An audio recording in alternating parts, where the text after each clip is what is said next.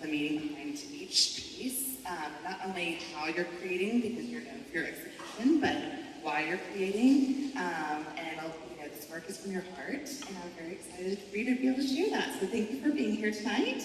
And we're going to do a question format. Brandon will actually be asking the questions tonight in kind of an interview way, but then also at the end, we're going to open the floor for you guys to ask questions to Natalia. So, to start out, what does a typical day in your studio look like right now? Gigi. That's my grandma. Thank you so much, everyone, for coming out tonight. This is so delightful. Thank you, Bryn, for the introduction. Thank you, Allison, for such a lovely introduction as well. Yeah, this is just a absolutely very, very special opportunity, and to have this show is so special because these pieces mean so much to me. This was definitely my baby for such a long period of time. So thank you guys so much. A typical day. Do you want me to repeat the question? Started. Okay. I know that they're like all so near and dear to your heart, so thank you for sharing Goop World with us. But anyways, what does a typical day in the Goop World studio look like right now? Yeah, so the studio right now is definitely kind of like a regroup after the show opening. And these pieces were definitely like my babies for such a long period of time, where having them all gone from my studio is like a bird with her babies leaving her nest. I feel a sense of like, oh, my babies are gone. And my studio is definitely a lot emptier now, but I think I took like a week off after the start of the show, and then I think I expected myself to feel a sense of emptiness and a sense of like having to regain my motivation again, but in reality, I took that week off and I hit the ground with my feet running.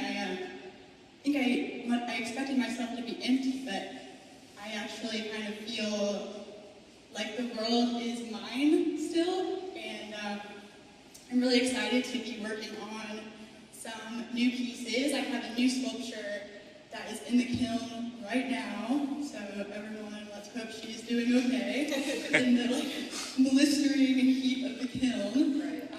But she's kind of this really like elongated figure who's laying on her belly with her arms spread out, and she has this bone in her hand that she's kind of just scrolling on. A position that I do sometimes, just laying on the ground, scrolling my phone for like way too long. And I'm really inspired by these technology themes. And it's like, how do we interact with each other in this world now? And I'm really inspired by that, and I think it's a very funny thing.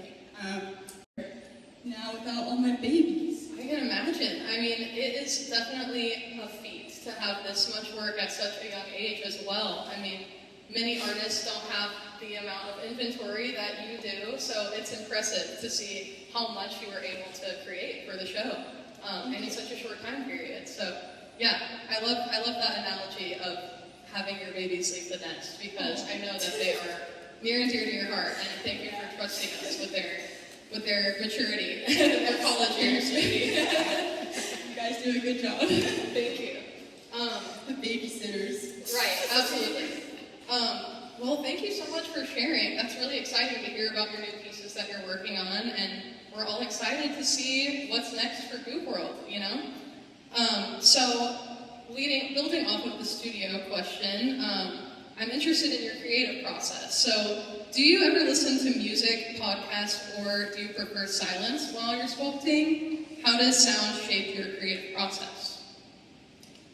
Yeah, I guess it really depends on what it is that I'm doing. I think for my really strenuous, like super focused times, there is no sound. I'm like, the door is closed, phone, do not text, do not call.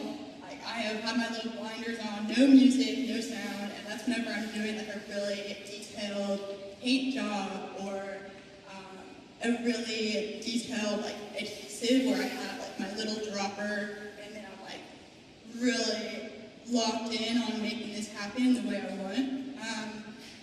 But outside of that, I love music and I love podcasts, but for some of my longer days, I really lean on podcasts and audiobooks because that's in more of the like hours-long format where after like 4 hours of music, I can get really fatigued versus podcasts. Like I'm doing like my... More engaging, maybe. What's that? It's kind of more engaging to keep you focused and in that headspace. Exactly, yeah. And a lot of the pieces I made in this show, I was listening to a lot of the podcasts.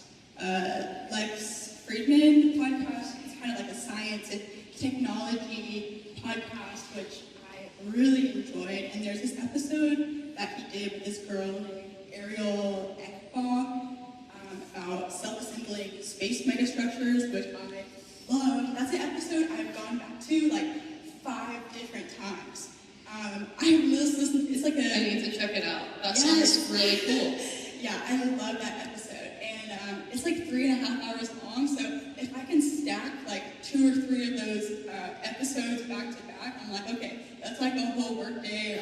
I can just stand for hours, because like Leaping Lady, for example, there are just so many hours that go into her in terms of sanding and in terms of the epoxy clay process, where it's very additive. It just takes forever. We're adding tiny bits and then sanding tiny bit by tiny bit just to get her having the right contours that I'm looking for. And so podcasts are great in that way. Listening to someone who is also inspired by what they're talking about helps keep me motivated, and it kind of is this like interchange that I have or exchange with the maybe podcast. helps boost some ideas or generate some new concepts for your art. So that's really cool to hear. Yes. I'll definitely be checking out that podcast. Thank you. Okay, moving on. In New Heart, your creatures radiate optimism and resilience. How do you balance joy and heaviness when you create work that reflects both human fragility and hope? Yeah, I would say my pieces tend to naturally balance themselves. I think my art pieces are often representations of like this human experience, I would say, and different parts of what I experience in the world. And so naturally, there's going to be a full array of different states of being. I think naturally they're going to balance themselves. I think a really good example of this is the Feeling Myself, a collection of me's, the like trio of guys over here, the green guys with the 3 little bodies. And so that's kind of a representation of like different states of being. Obviously there's more than 3 states of being. One day maybe I can make like a 1,000-piece sculpture. Would be awesome with 1,000 little green guys just covering this whole space would be awesome. This is kind of like a micro version of that, where you have the guy who's like looking between his legs, like super playful, very much energetic and kind of crazy-like. And then you have the figure in the middle who is all curled up on the floor in a puddle of his tears, perhaps. Yeah. We've all been there, maybe. I have. And then the figure on the right, he's standing tall. He's like, yeah, I know who I am. I showed up here today. I know exactly who I am. He's confident. And all of those states of being are him. And so I love that we can be so many different ways. And I also love just honoring the many different feelings that we can have and not having shame tied to certain aspects of us. Like we can feel that confidence in all aspects of our lives. Kind of appreciating all the things that make up an individual, the good and the bad, so to speak. Yeah, exactly. I love that answer, and that's one of my favorite pieces in the show, actually. Which one do you resonate with the most? You know, it depends on the day. I would say I've walked by it and felt like each one of those sculptures something. But I would say the one on the far left with his head kind of like between his legs is definitely my favorite, just because it's such a unique expression, and it makes me happy every time I see it. It just sparks that joy. So I love that answer that you gave. Thank you so much for sharing. So, you also mentioned to me, we had another interview recently where you mentioned scribbling in a sketchbook when your ideas arise. So, do you ever find yourself returning to old sketches, or are they more like fleeting notes to capture your thoughts in the moment? Yeah, I would say they are definitely fleeting notes, but they are something that I do sometimes return to years later. For example, the painting in this back hallway here, the one that states, "Father, give us another chance," with that lady who has that big third eyeball and it's like glowing. The text is a new addition, but the figure is one from like 2 years ago. And so for this show, I was kind of brainstorming some new pieces. I got this massive canvas, which I was so excited about. Who doesn't love a big canvas? I love going to the store and being like, "Oh, they're on sale." Hobby Lobby. Yes, I'm gonna go get myself a new canvas. And so I got that canvas. I brought it home. I was like, what am I gonna put on this?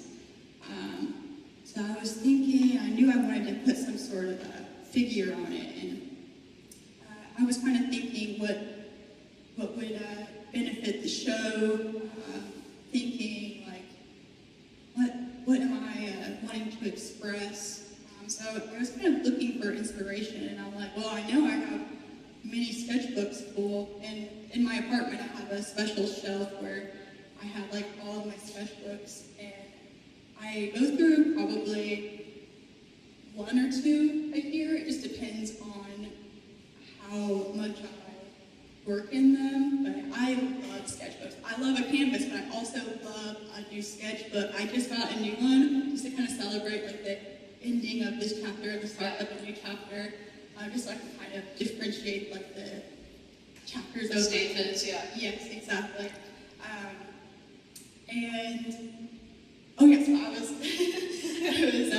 looking through my sketchbooks, and I came across that drawing, and I said, "You are the one. You're going on that canvas." And I also just love seeing. I think I love fleshing out my sketchbooks with notes and everything. And looking back, it's so special because I have all my finished pieces now, and being able to look back and see all the notes that I took on materials and like this didn't work, this did work, sketches of like possible titles, so many little things, dimensions, little ideas. I love sketchbooks, but I found that lady and I was like, "You're going on my canvas." So I took a picture of her, enlarged her, and like traced her onto that canvas, which was really awesome. And then I added that text, which was from a book that I had found at the Dixon Street bookstore. It's actually... I love the Dixon Street bookstore. Me too. Everyone should go check that place out if you haven't been.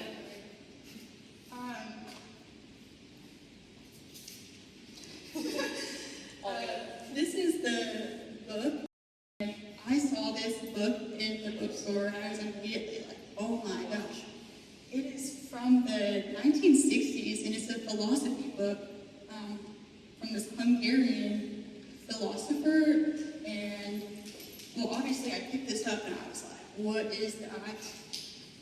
And you can see the title here at the bottom, "Father, give us another chance."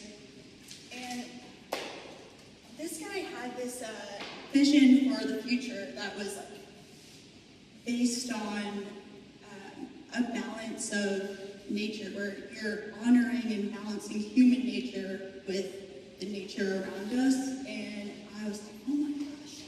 So I love that book. I think when it comes to like visions for the future, you can't really, there always is room for some critiquing, but I loved that, and I think it's really refreshing to have people who do envision a view for the future that is positive, and people who are like, no, we can make new systems. Like, this isn't the end all, and people who have the imagination to envision systems that are sustainable, and envision communities that are also sustaining and spreading love and spreading care for each other, I think is a very special and unique thing. So yeah, I found that book and I said, I'm putting that on that painting. That's so cool. I love hearing how you pull different aspects of creative, inspiration from different mediums and different sources, and it's kind of seeing how you kind of incorporate those different elements into your finished product. I didn't actually know the story behind that painting, so now I have a totally new perspective on it, and I will be thinking about that. So that's really cool. Thank you for sharing that. Absolutely. That kind of leads me into my next question, actually, and going back a little bit to your kind of semi-autobiographical triptych with the collection of me's. So there's a deep tenderness in the way your sculptures embody emotion. Do you think of them as mirrors of your own inner world, or as independent beings with their own stories? Or a little bit of both, maybe? I would say, for the most part, they are absolutely mirrors of my own inner world, but my own inner world, but also I think as an artist, I am constantly, I'm going to set this down so I can use my hands. As an artist, I am constantly observing the world around me, and picking up on energies, and looking at interactions between other people, and looking at the world around me, and experiencing nature, and taking all of this energy into myself. And as an artist, I have this conglomeration of different things that I've seen and experienced, and all of this energy, and I have this very natural tendency to be like, I need to create something. I want to create something. And so my pieces are definitely mirrors, but mirrors of my own inner world based on the world that was mirrored to me, based on my own experiences as a woman in the USA in 2025, I would say. Oh, and also, I think that there is a very special thing that happens when we look at creatures, and when we look at animals, and we look at sculptures that are not particularly human. We kind of realize the things that do connect us. And when we look at animals and we connect eyes with them, and we are able to kind of have this connection, and sculptures to kind of figure out what it is that makes us human in a way. That's really cool to hear. Yes, I love that. And you can feel that, when you're engaging with your different characters, I feel like there's always something that feels personal, that feels relatable. So yeah, I love that. And I love that, the description that you gave of, taking it, from different sources as an artist, because I do think that's an important part of the artistic experience, is kind of being kind of a sponge to soak up all of these different interactions and emotions, and and then using that to then pour into a creation. So that's really cool to see how you kind of channel that into your creatures. Okay, the title of your show, New Heart, is very powerful. How did you land on that title, and what does it mean to you personally? Yeah, so this is kind of a funny story, a little bit of a longer story, but for context, I guess the working title that I had prior to New Heart was Protection Through Connection. A great title, it rhymes, it's great for an art show, and I was like, this is good, but I was like, no, this isn't right, and it felt a little bit predictable, it felt a little bit too, on the nose, maybe? Yes, and I was like, the rhyme is awesome, but really, another art show title that rhymes, I don't know, and I felt like my show was, I think that title sounded really serious, and I'm like, this show is very poppy. It's very playful. Yeah. And there's lots of colors, there's lots of love, and I was like, this title isn't right. And so I was kind of in this headspace of looking for further inspiration. I was looking at, I was reading things, I was looking in the world around me, I was having conversations, I was thinking about this. I was like, what the heck am I going to call this show? Because time's running out.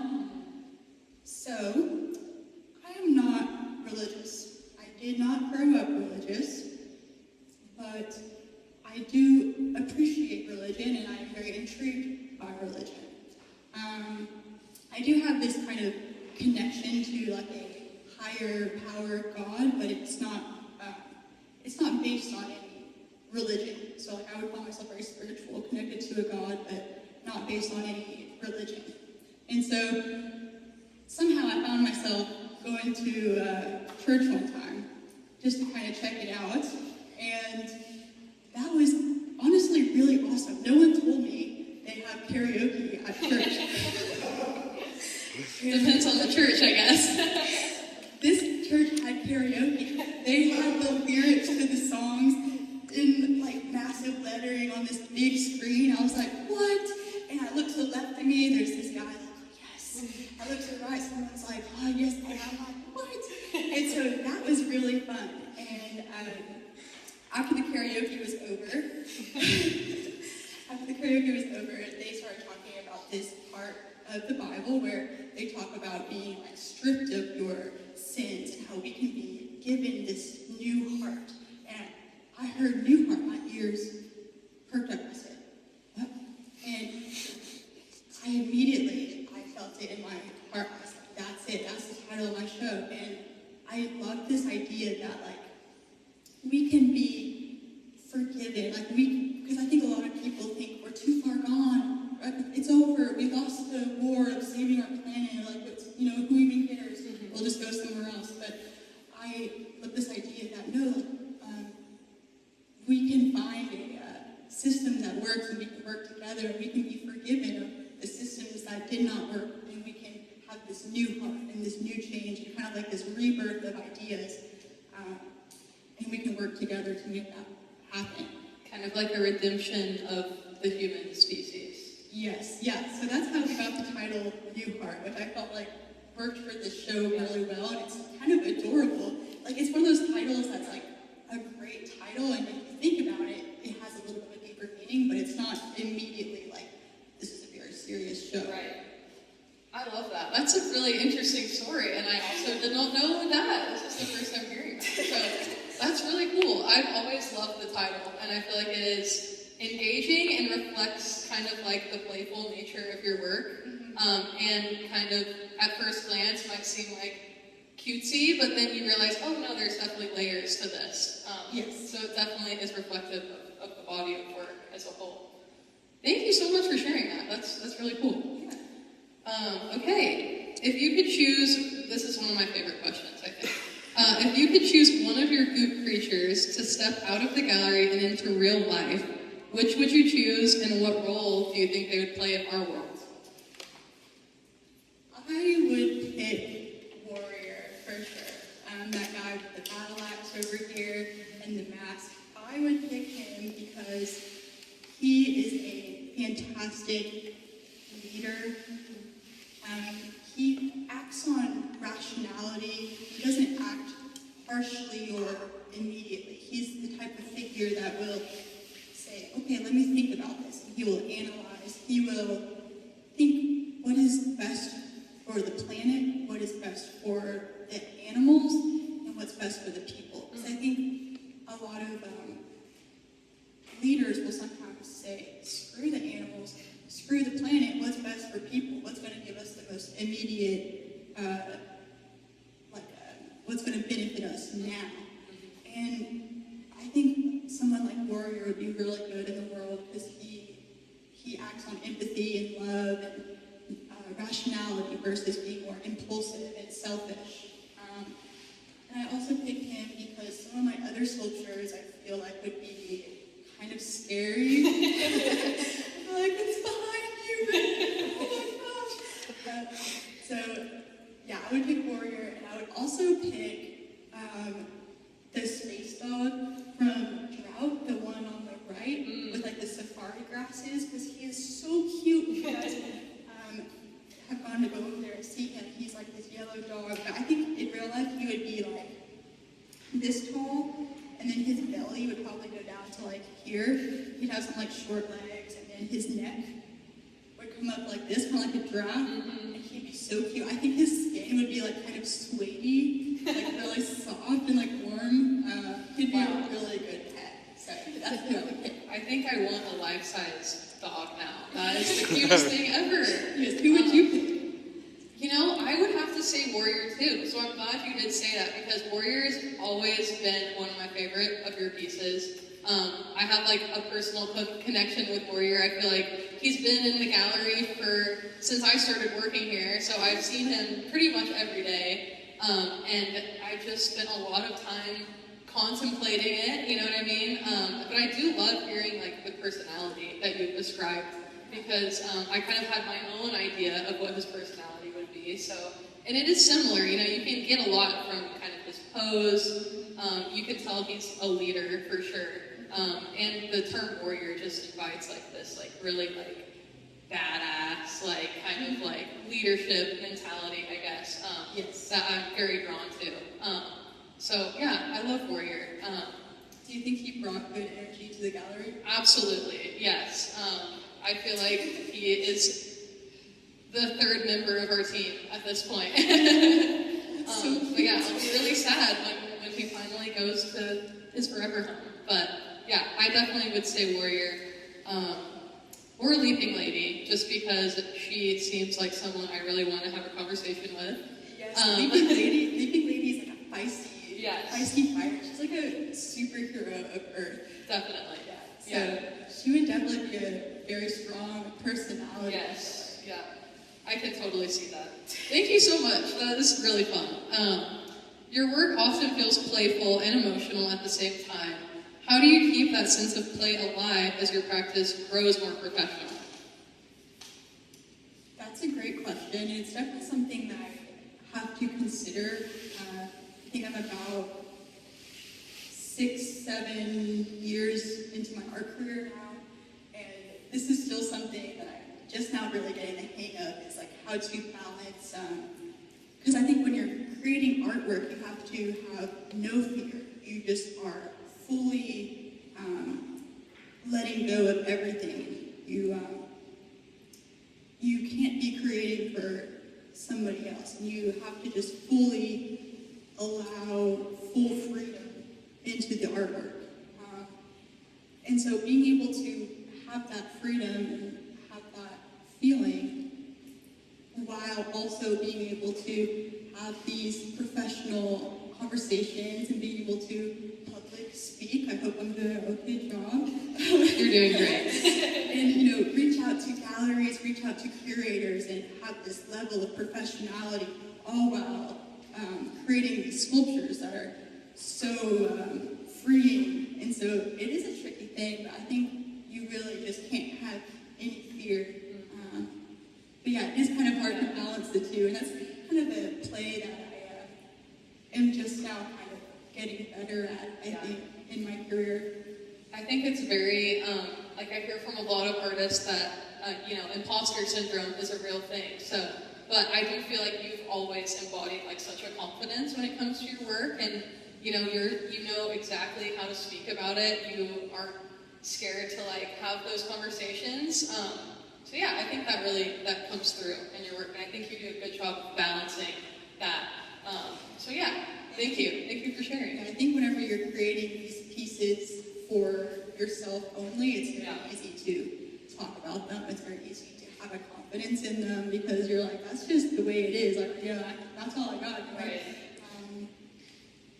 Because sometimes when I'm creating for other people, and I think as an artist, you have to be okay and learn to sail these waters of like, sometimes I'm going to have these doubts. And I think that's very normal. And I think now that I've been doing this for so many years, I kind of am used to these fluctuations where sometimes I have these doubts where I'm like, this isn't right. Like, I'm not doing the right thing, or my sculptures are not like, getting the, like whatever, just having these doubts and being like, or like when inspiration doesn't come super easily, or motivation to go to the studio doesn't come super easily, being able to say like, that's okay, and I'm trusting that it will always come back. So I think as artists, we freak out when that happens, but as artists, we also always have that part of us where like, maybe a whole like 6 months, a year will go by where you don't feel right, but it always comes back, and having that trust in yourself and trust in your own process and trust in your pieces is a very special thing. Yeah. Thank you. Yeah, that's a great answer. Leading into that, looking ahead for yourself, how do you envision your practice evolving? This is kind of a two-part question. So how do you envision your practice evolving, and do you see Goop World as an ever-expanding, lifelong pursuit? Or do you imagine branching into completely new directions someday? I would say this is 100% a lifelong pursuit. This is something like ever since I was a little kid, I've been drawing little bunnies and horses and dogs and little people. I love animals, and character design is something I've always loved, especially as like a teenager, having these like difficult teenager emotions. I was like, oh my gosh, being able to create characters that kind of represented these things, got it out of me and onto the paper. And then I took a ceramics class in high school, and that just took that to like a whole new level, because not only was I able to see these feelings, I was able to hold them. And so I think that changed my life forever. I love ceramics. It'll always have my heart for that reason, where I'm able to have this idea or this feeling, this thing that's inside of me, and then taking it out and then holding it. Like 3D object is like the best feeling ever. It makes me feel like, oh, it's out. Yeah. It's okay, yeah. Like therapeutic in a way. Yes, yeah, this is definitely a lifelong pursuit. I plan to be doing ceramics and be doing sculptures and paintings. Painting is kind of new for me, so but probably be doing that forever, since I can do that now. Yeah. That's a new skill. Maybe you'll branch out into new mediums, but Goop World will continue into Yes, I think it would definitely change in the way that I really want to like start creating bigger, and like to do that you kind of have to outsource, have connections with people, and like learn how to have like a different process versus doing everything myself, which I am like a little bit like I'm the type of person where no, I can do it all myself. But being able to let that go, to let these projects happen, is I think my next step. Is like let's make this bigger. Let's do a bigger project, larger. I can't wait to see what's next and see you continue to push the boundaries. It's been amazing just from this show alone, just to see some of your paintings for the first time, and your textiles, like your stuffed animals in the wall in the hallway back there too. Yes, So. well, I started making stuffed animals when I was just a young girl, because I wanted more stuffed animals, and as my mom was like, you already have so many stuffed animals, you don't need, like, I had a lot of stuffed animals. You're like, fine, I'll make my own. Exactly, that's what I said, I'll make my own. And so I learned to sew and started making it very similar to the space pots. The space pots are more, probably better made than they were when I was like very young, 5, 6, yeah. And, but they would have like the same big button eyes. I would call them like my little aliens, because the one I'm thinking of right now is like a black one, and it had like these things like that, and each one had like an eyeball on it. Super cute, but yeah, that's kind of how I started sewing. And then as an adult now, creating my stuffed animals again, it feels like little Natalia was so stoked. That's so cool. Yeah, I feel like your inner child was definitely happy with that. Yes.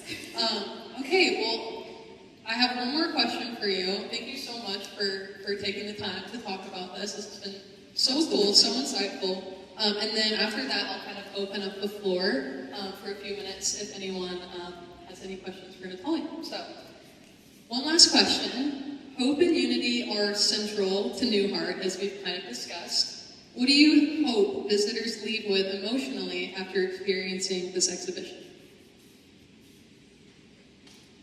Yeah, that's a very important question, and that's a question that I have thought about.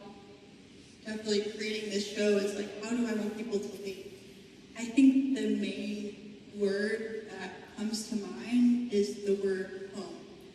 I want people to cherish the home of our earth and realize how spectacular it is to be here on this earth in the solar system.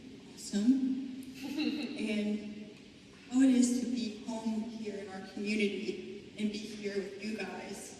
This sense of community is so special. I definitely find a sense of home in that, in this community. And I hope that you guys are able to feel that community love as well. And I also want us to feel home in our bodies as humans, in our biological craziness that is our bodies. I want people to be like, yeah, I'm a human, and I've got lots of weird things going on, and all these feelings, and all of these things that I want from my life, and the ways that we take care of ourselves, and brush our hair, and eat, and sleep, and we like to sleep on certain sides and stuff. And I think all of those things make us so special, and learning those things about ourselves and learning those things about other people is really amazing. So I want people to leave with a sense of home and also hope. Thank you so much. That is an amazing answer. And thank you for taking the time to share. This has been very cool. Thank you so much.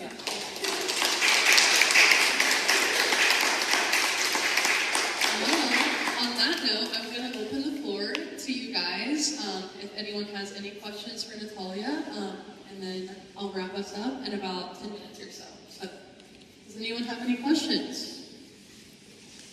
Can you imagine new characters popping up throughout this lifelong venture? Absolutely. Yeah, definitely new characters. I'm not necessarily tied. Well, I think sometimes because there's kind of like certain characters, because we took ceramics together, and I was creating different characters that had different types of expressions and things, and then I move on to a different character, and I kind of just follow my intuition in that sense, and so I definitely plan to move on to different characters always, but I don't know when that'll be. The winds will take me where they need to go, Nice. Thank you. The connecting tissue is such a unique painting. Can you elaborate more on, connecting tissue, especially in the neck area, and how you came up with the idea, or how it hit you, and then what the symbolism and what it presents from your perspective? Yes, absolutely. And thank you for complimenting my painting. It's very nice.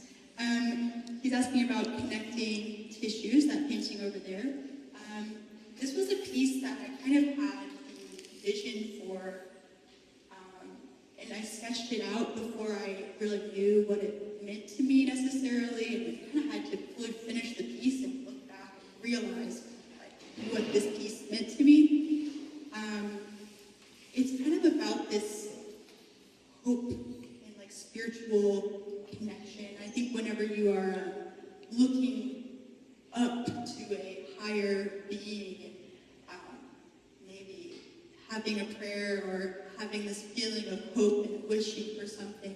And for me anyways, I kind of feel this glowing inside of myself, and I think his little halo kind of glowing, and I think the cut in the neck and the glowing in that connecting part is kind of like any disconnects that I might have had within myself can be connected once again through these type of connections. If that makes sense. Does that make sense? Yeah. Thank you so much. Yeah, thank you. Anyone else have a question? I'll do you, and then I'll come to you after. So, I was just curious, you seem to have a lot of mediums that you would like to work with.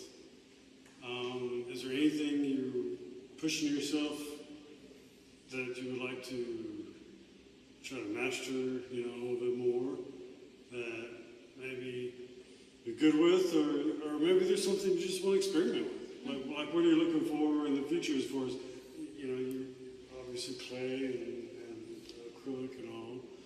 So what are you thinking about in the future? Yeah, that's a great question. In the future, I'm really looking forward to bronze casting. This is a skill that I do not have yet, but it is one I know I want to attain somehow. So definitely, ways to create larger forms and maybe forms that can be put outdoors.